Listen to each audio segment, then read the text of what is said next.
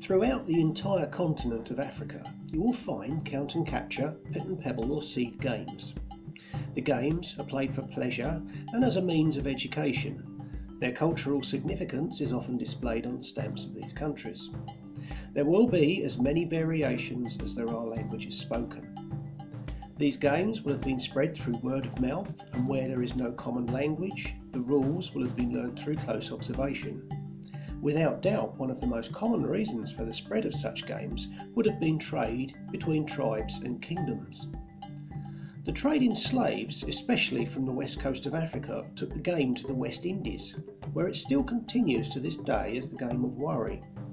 The principal reason for its survival is the fact that as long as you can make holes in the ground and have seeds or stones, then you have the means to play. People were stripped of freedom and possessions, but ideas are not so easily diminished. Certainly in the north and west of Africa, games played with 2 rows of holes are most popular, and to the south and east, games with 4 rows seem most prevalent.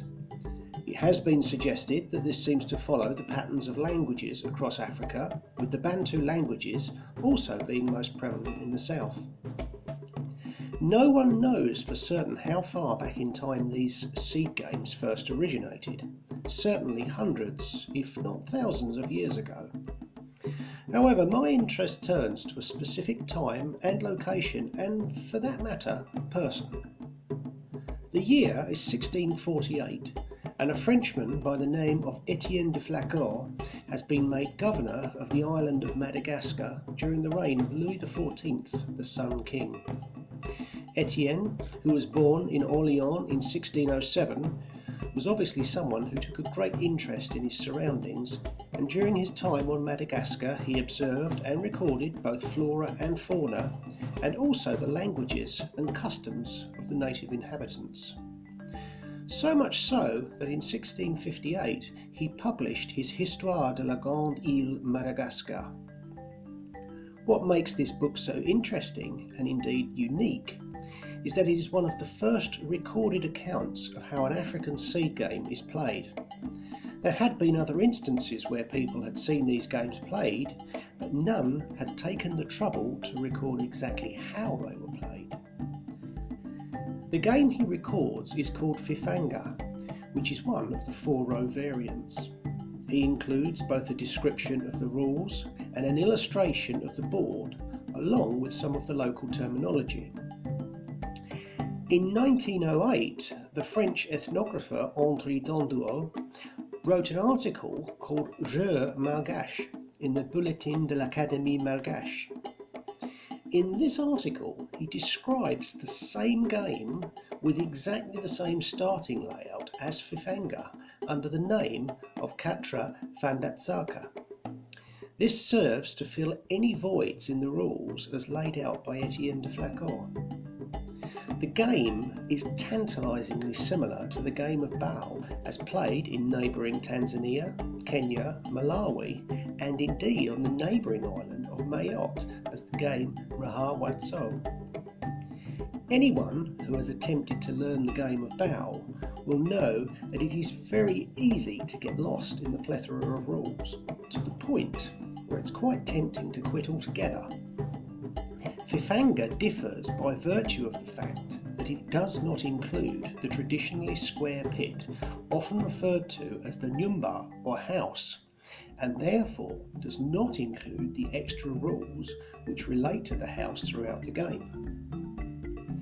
Other than this, the game is virtually identical and therefore becomes an excellent tool for learning the game of Pebble or just playing the long neglected game of Fifangha.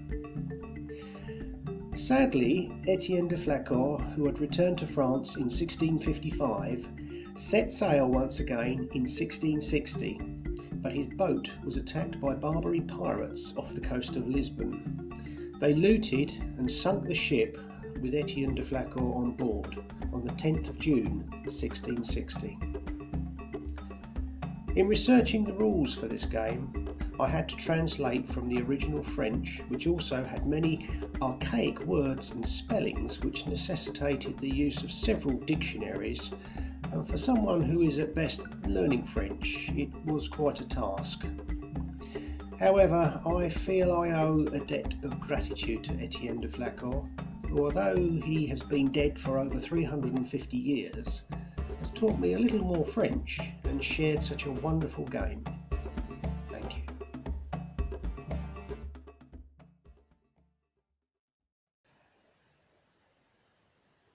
Okay, I'm going to talk about the board, and I'm going to talk about some very specific blocks. So it's going to be quite sort of fast paced. Hopefully you may need to sort of go back over a few things to make sure that they fully sink in, but hopefully I'm going to be able to cover everything as best as I can in as short a space of time as I can. So let's start with the board.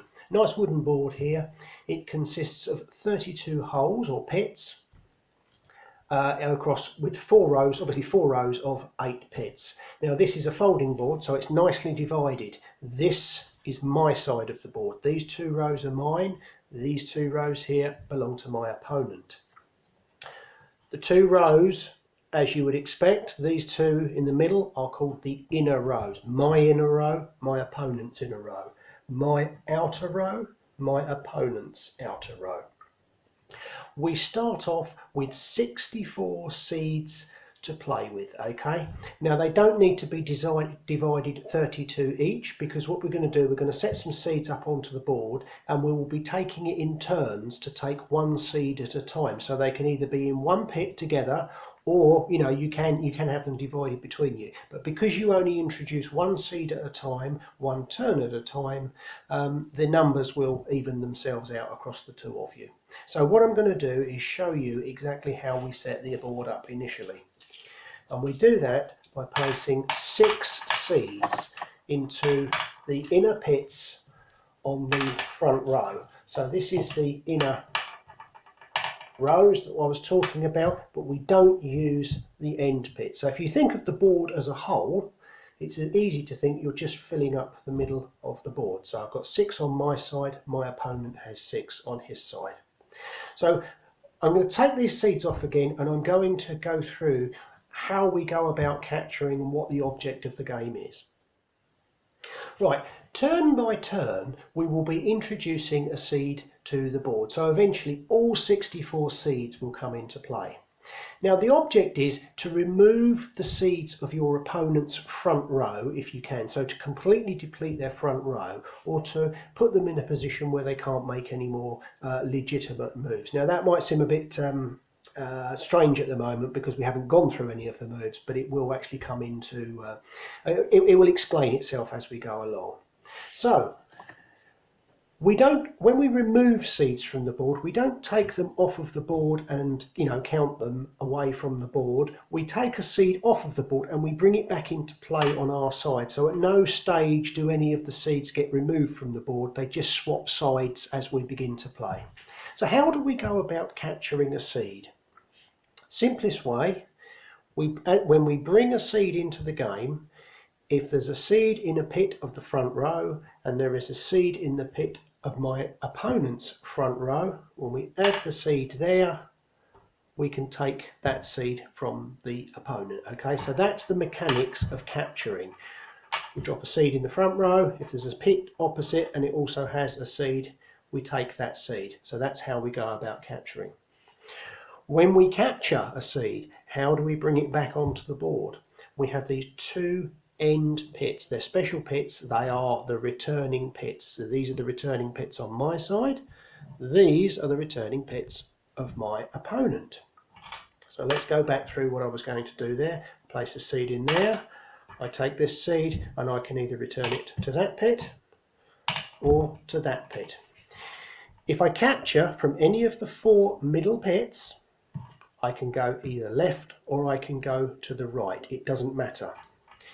If we have this situation and I place a seed in there and capture this seed, because it's next to the pit at the end, this seed must go to that end pit. I cannot capture from there and bring it over to this side. The same is true if I capture here. I then bring that seed into that pit. It would be the same on this side. It's the same for my opponent. So the two end pits, you are tied to returning the seed to this side. If you capture from the 4 middle pits, doesn't matter, you can go either side. Right, okay, let's go into what we would do for a move without capture. Okay, in this situation, we have a seed here. I'm going to make a move without capture, so I'm going to introduce a seed. If I introduce a seed onto the board, it must be on the front row, and it must be to a pit where there is already a seed. And I'm only putting one on here just to keep it nice and clear so that it doesn't confuse the issue. I add a seed in there, and then we pick those seeds up, and it's what we call relay sowing. Now, there was no direction. I didn't come in from a particular direction. I just literally dropped the seed in there, so I can go 1, 2, sowing 1 and 2 in turn like that. Or I could have gone in there and gone 1, 2 in that way. Okay. If there was a seed in this pit, so I add a seed in here and I go 1, 2, that lands in a pit with seeds in it. I then continue to relay sow 1, 2, and the same would be true if there were other seeds in these pits. Then you would continue to relay sow until eventually your seed falls into an empty pit. Right, just in case none of that made any sense, we'll go straight into a game, and what we will do, we will see those moves in action so that it hopefully becomes a little bit clearer for you. So I'm going to go first. I'm going to introduce a seed. Obviously I've set the board up as it should be set up, with the 6 seeds on my side, 6 seeds on my opponent's side, inside of the inner row. Right, so I place a seed in my front row. I can choose any one that I like. I am going to choose this one.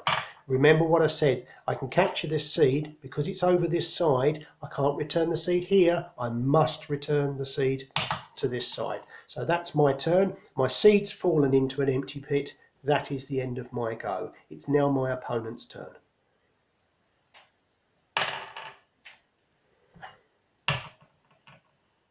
So my opponent decided to put a seed in there, took this seed, and he chose to place it over there. Could have gone there, chose to place it over there, that's fine. So it's my turn now. I have to add a seed to a pit in the front row which already has a seed or seeds in it. Now, one of the important rules of this game is if a capture is available, you are obliged to take it. So let's just look at this situation. I got seeds in the front row. I could add potentially this seed to any of them, but in actual fact that's not true. I can't add it to this one regardless of whether this has got 1 or 2 in it, because there is no seed opposite. I do have potential captures on all of these pits, so clumsy, so I am obliged to make one of the captures. I can't do this, go to this position here, because I have other captures available. Okay, we do get a situation later on where there may not be captures available, and we do like we did earlier with the move without capture. But for now, let's do this. Now you have to watch this a bit closely, because there's going to be more than one concept comes into play here. I place this seed in here. I'm going to choose this one. I'm going to take this seed. I choose to bring it over here. Could go there because I have the choice, but I'm going to bring it over here. Now, in bringing it over here, I'm setting up a capture situation again. I place that seed in there. There's a seed opposite. I can take that seed and I place that seed into there. Because that's the last seed in the pit with seeds in it, I continue to relay sow these now. When any seeds are returned to this pit, if there's more than one seed, they are always returned in the direction of the inner row. They're never returned towards the back row, okay? So they are always returned towards the inner row. So I now have these 3 seeds, 1, 2, 3, and that's the end of my turn.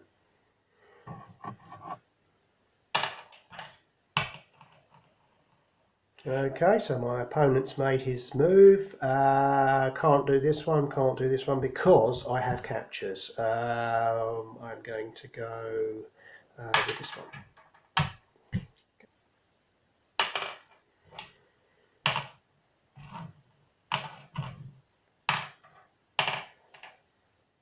So if you saw there, my opponent brought that seed back into play. There was already a seed in there, so then he carried on to sow back in towards the front row again. Now I've got potentially my opponent, if he drops a seed in here, he could capture 3 seeds of mine. So, you know, I've got some seeds now in danger. Whereas I can only capture 1 of his at any one time, he can potentially capture 3 of mine. So that's a bit of a tricky situation for me. Right, I'm going to put a seed in there. I'm going to take that one. I'm going to place it over here. So that drops into there. I pick these up and sow towards the middle. Capture situation again. That fell into this pit, so I take this seed. Now, this is another important point. When I made this capture, I was moving in this direction, okay? I came in from this direction. So let's say I'd captured maybe 2 or 3 seeds. When I return them, I must maintain that direction of movement. So they would need to come to here. If there were several, I would carry on sowing in that direction. So I must return that seed to there. Although it's within the middle of the board, because I was moving at the time in that direction, I must bring it over here to maintain that same direction.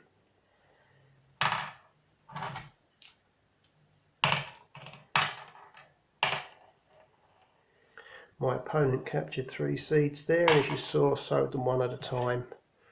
You only ever sow 1 seed into 1 pit at any time.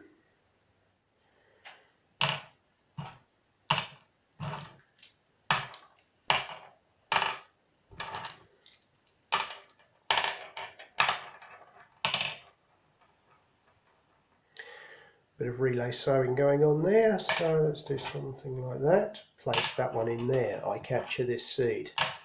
That comes into there. I then continue to sow. 1, 2, 3. Falls into an empty pit. That's the end of my turn.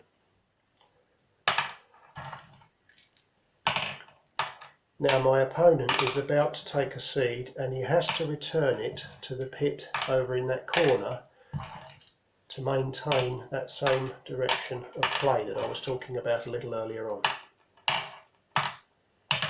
And then he turns the corner of the board.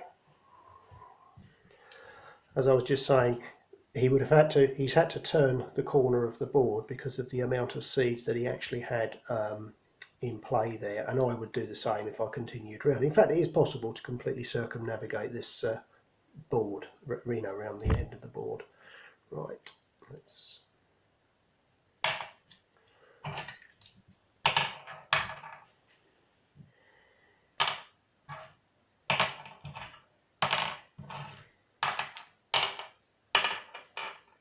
Okay, well, it's taken us a little while, but we've now got to that situation where there are no captures available. Glad we've got there eventually, because it's important to understand how to make this move as well. So it's what I said before, there isn't a capture available. I must now make a move without capture. So I place a seed in an occupied pit. I then pick those seeds up. It's as if I just landed in the pit from relay sowing. So I can take these seeds. There was no direction of travel. I wasn't coming in from a particular direction at the time. So I can choose to either go that way or that way. Well, I'm going to take these seeds and I'm going to go this way. And I turn the corner. I have more seeds, so I just continue to turn the corner. Now, it's important to note, you could end up relay sowing your way back around the board.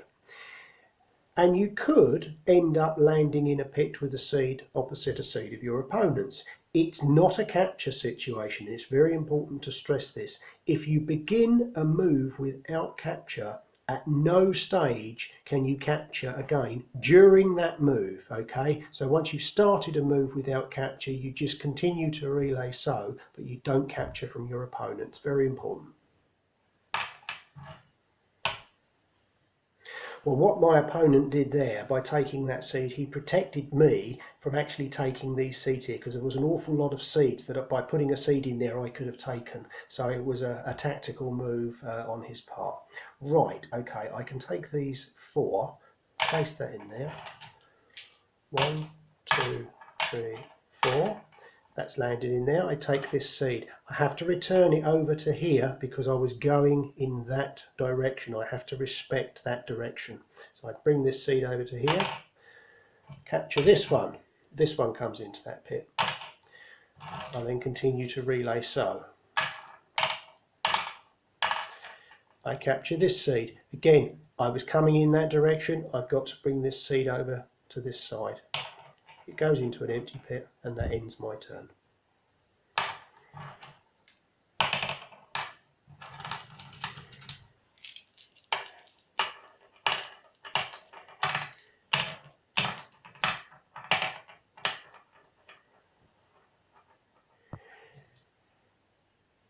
Right, try and perform a few multiple captures here. So I'm going to place the seed in there. Capture that one. Capture that one.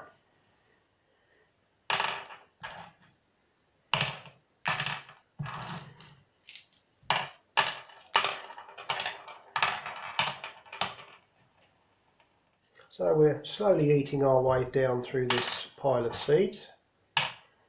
We haven't got to the end of them yet. And hopefully you are following as we go what I'm doing and how I make the moves.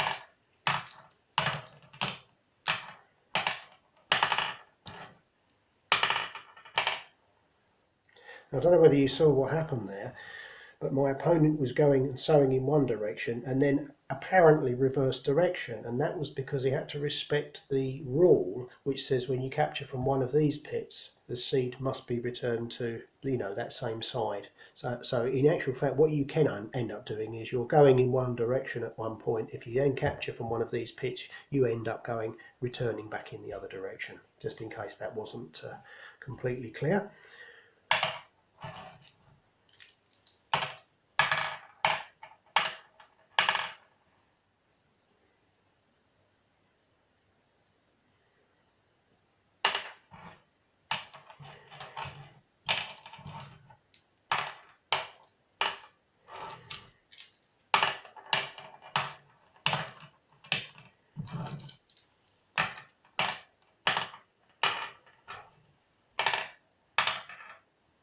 As you can see, my opponent very nearly circumnavigated the board completely there with that turn.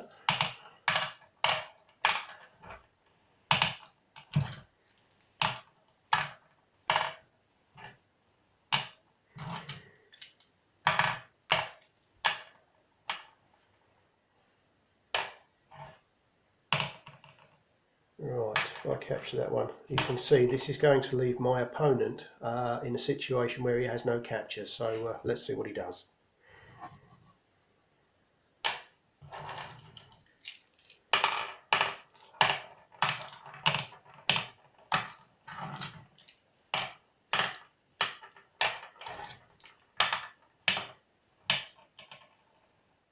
It's worth pointing out here that although I appear to have a lot of seeds over my side, in actual fact this puts me in a weaker position, because any of these pits that I try and take seeds from my opponent, I'm winning, let's say, one seed, or you know, it might be multiples there, or if I can get multiple captures.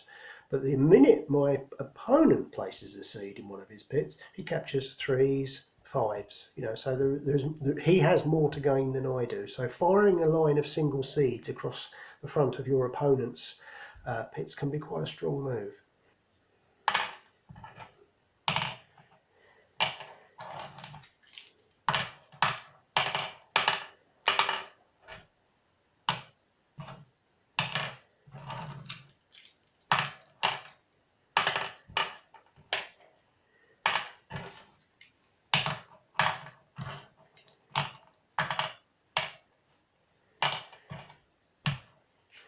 Quite cat and mouse at the moment.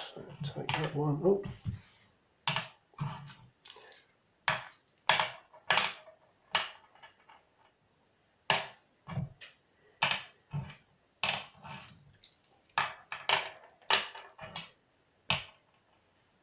Yeah, I was threatening two of my opponent's pits with single seeds, but he saw a way out of that and countered quite well.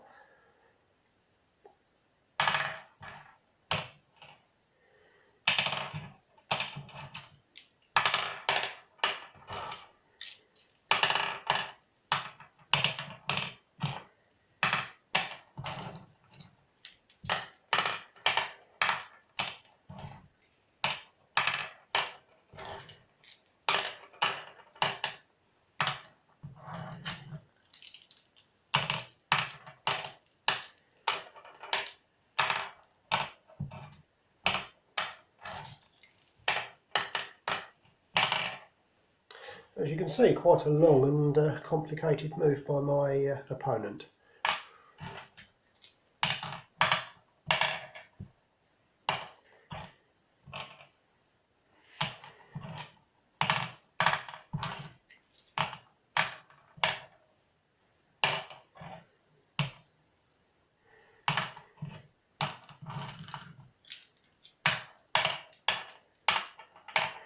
And here's what I was saying about this reversal. Although I was coming in from this direction, I've picked up from this pit, so I must return from this end.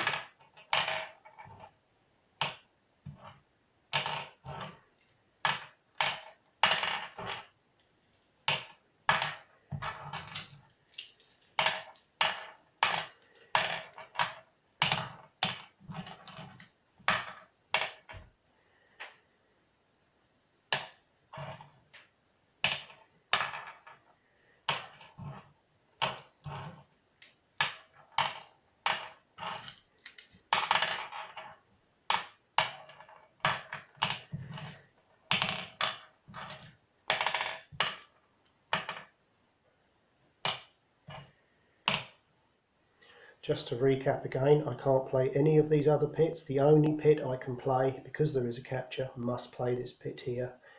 And again, I must return the seed to this side, but hopefully that should be obvious by now. My opponent is in a situation again now where he cannot capture, so he needs to make a move without capture. And in that move, he's not allowed to capture at all. So I strongly suspect what he will do is move these seeds here in one direction or the other. And if they come right the way back around the board, although it might appear to be of a capture, he's unable to do so throughout that entire move.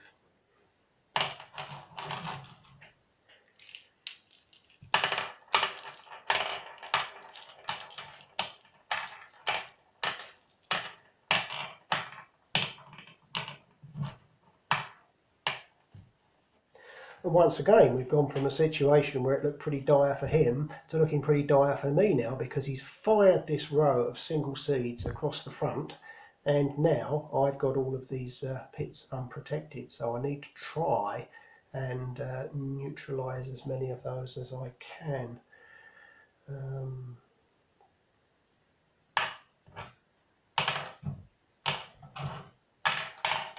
It possibly wasn't the best thing to do there.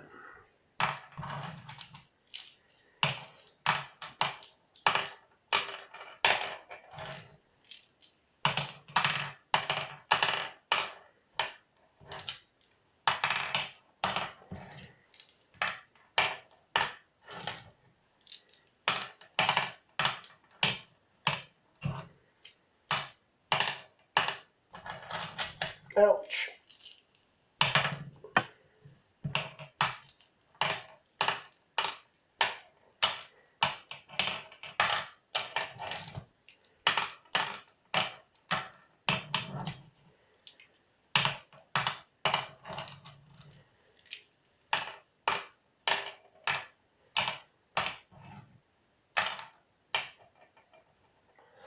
So as you can see, unless you've got a very, very sharp mind for calculation, it can actually be quite difficult to predict the final outcome of your move on those longer moves.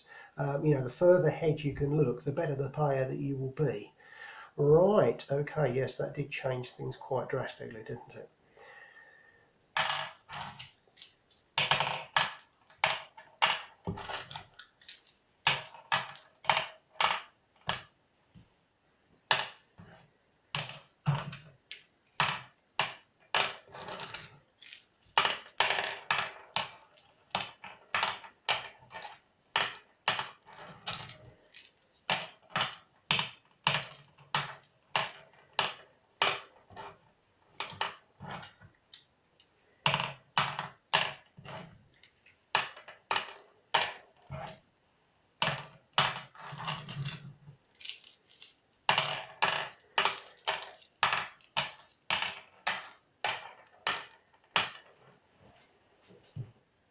So there are 2 seeds left now. That's all that's left in the stock. So we have a turn each before we move on to the second stage of the game, if we get that far, if my opponent hasn't beaten me before then. So that's my last seed.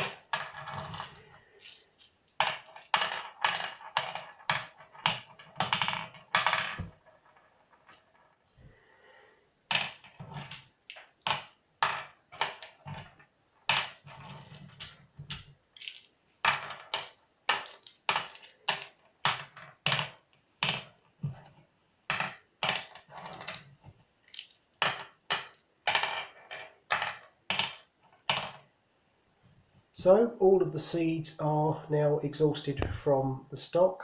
We have all 64 seeds in play on the board. We do continue to play, we just don't add seeds now, and we do that by just picking up a pile of seeds and we distribute them in order to make the captures, as if we were sort of carrying on from relay sowing. Now it's important to say at this stage the same rules apply, specifically that if you can capture, you must capture. It's also important to note that single seeds cannot be moved. It has to be more than 1 seed to be moved. So none of these singletons, or as we call them, can be moved. The only seeds on my side that I have available to move is this one, and the seeds in this pit here. Now, by moving these, it doesn't mean I can capture, because obviously if I go to there, I'm starting a move without capture.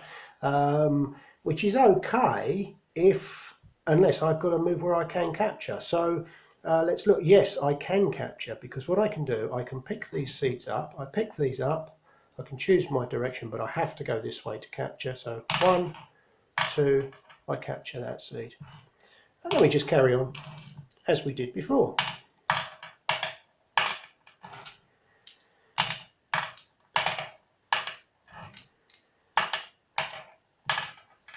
And my opponent now does the same.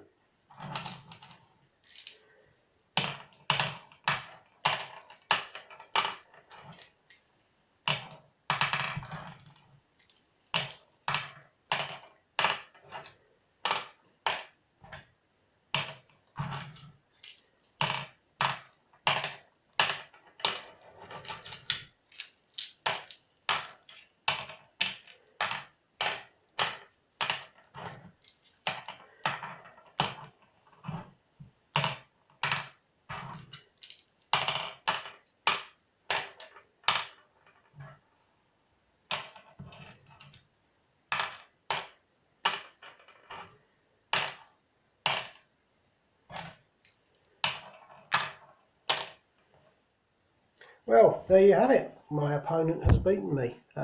He was in a stronger position. He had more seeds to move. He had more chance of relay sowing because of all the seeds that he had around the board. So it is important to try and sort of group some seeds around the back of the board if you can do it. But that is how the game goes. My front row has been depleted. I there have no moves that I can make. Now, what I came on to say earlier was that you can also be in a situation where you have no legitimate moves. And by that, it goes hand in hand with what I said about not being able to move singletons. I could find myself in this situation. So let's say at this point I haven't lost. The only move I can do is to move like this. I would go that way or this way. I've now only got single seeds. I have no seeds that I can move. Therefore, I've lost the game. The front row's not depleted, but I have no seeds that I can legally move. Now, one situation which didn't crop up in this game because it ended so abruptly was the move without capture. So I just want to talk a little bit about that. I'm just going to set a couple of examples up on the board just to show you what happens in a move without capture situation. Okay, so let's say this is my turn to go. Okay, I'm still in play and I have to move some seeds. Now, as you can see, single seeds are not available for me to move. I can move either this pit or this pit. And if you look, we've got 3 seeds here. 1, 2, 3. No capture with these 4 seeds. 1, 2, 3, 4, no capture because there is no seed opposite. So let's move to 4. Okay, can't go that way, that will result in no capture either. Or I can go that way, I mean, you know, but there is no capture available is what I'm trying to say. So let's move these, 1, 2, 3, 4. And then I'll relay sow, 1, 2. Now, I've landed in a pit opposite, but if you recall, I started the move without a capture, so I'm not able to capture during this move. So I continue to relay sow, and I do the same here. And that is the end of my turn. Okay, another point to make. Here I am again in this situation. I am unable to capture. You know, you count all the moves around, whichever way I go, I can't make a capture. Now, obviously I've got to make a move without capture. If we were capturing, we can either move from the back row or the front row, it doesn't matter. When you make a move without capture, it has to be done from the front row, unless there is no option to do it in the front row. So here I have these seeds, I have these seeds, but in actual fact I have to move one of these two groupings because I'm going to make a move without capture, and I'm obliged to do it with the front row because I can do it from the front row. So I'm going to pick this up, move like that, and that is the end of my turn. If there were no, if these were all single seeds at the front here, then indeed I could make my move without capture from the back row. But because I had the option to do it from the front row, I had to do it from the front row. Okay, all the way throughout this video, I've avoided mentioning the game bow because although this is very similar, if I start making comparisons to the game bow, it will make life very difficult if you're not familiar with that particular game because it just seems irrelevant. However, if you are familiar with the game, there is one specific rule difference which might cause some confusion if you don't know it. And this situation, it's my turn, and in this pit here, I think I have about 17 seeds. So I'm going to make my move now, and you'll see what happens. Because in the game of bow, if you have 16 more seeds, you are not allowed to make a capture. You can make the move, but because you have in excess, you're going to make a complete circumnavigation of the board. You can't make a capture. In this game, you can. So my last seed lands there, and I can capture this seed, and then so on, and we continue sowing and capturing. Okay, so in bow, you could make that move, but you are not allowed to capture. Because in essence, you are sowing the seed that you're going to then land on in order to capture. So in bow, you cannot make that move, but in the game of Fifangha, you are actually allowed to do that. So it's just important, because if you had sort of someone who knows bow but doesn't know the particular rules of this game, then that's one that I can imagine people will fall out on. So a quick recap: 64 seeds in play. The starting position: 6 seeds on my side, 6 seeds on my opponent's side, filling the middle of the board. So when you capture, seeds are returned to the end pits. The middle 4 pits, you have a choice. You can go left or right. If you go to the second to the end pit, or the end pit itself, you must return the seed to the same side that you've captured, and the same is true over on this side. Okay, so this you definitely have to bring this back in on this side, and if you capture this one, you must bring in on that side. Where several seeds are captured, they are returned starting from this position, the return pit, and they are only sown one in each pit, one at a time. And it's important to note that they're always, when returning multiple seeds, they are always sown towards the middle across. They are never sown towards the back. If you can capture, you must capture. If captures are not available, you simply add a seed to a pit as if you were relay sowing, and you can choose the direction from there. You can either go to the left or the right and turn the corner and come back round the back if it works out that way. When making a capture, you must respect the direction in which you are returning the seeds. So this is now my second capture. Because I was going this way, I must maintain that same flow of seeds, and that means that I sow that in there and then I continue to sow in that same direction, always maintaining the flow. That can reverse if the capture then ends up here, because obviously we have to respect the rule that these seeds must be returned to this pit and therefore will come back the other way. Once all the seeds are on the board, you then continue to play by picking up a group of seeds, and it must be more than one. And again, you have to respect the rule that if you can capture, you must. This can start from either the back or the front row.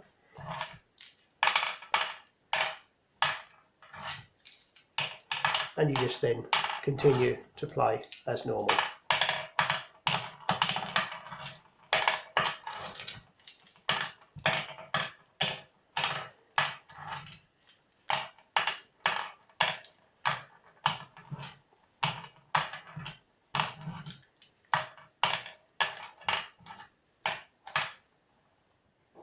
If no capture is available to you, then you make a move without capture, and that must start from the front row if possible. If no capture, if it's not available in the front row, then it can start from the back row. But in this situation, we have seeds that we can move in the front row, therefore we cannot move the seeds in the back row. And remember again, we cannot move single seeds.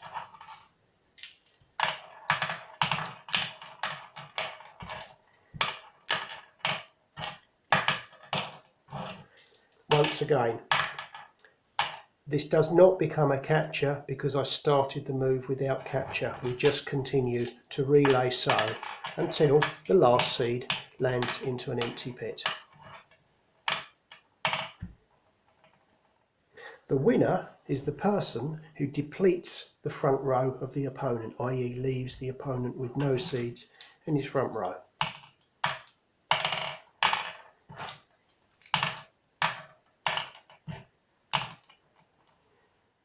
A player has also lost if he ends up with no legitimate moves,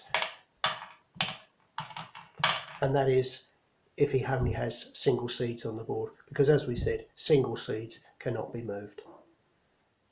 It is also worth pointing out that a win can occur at any stage in the game. It needn't be once all the seeds are sown onto the board. You know, you may have only brought one or two seeds in, and if they're played correctly, you can actually achieve a win very early on in the game.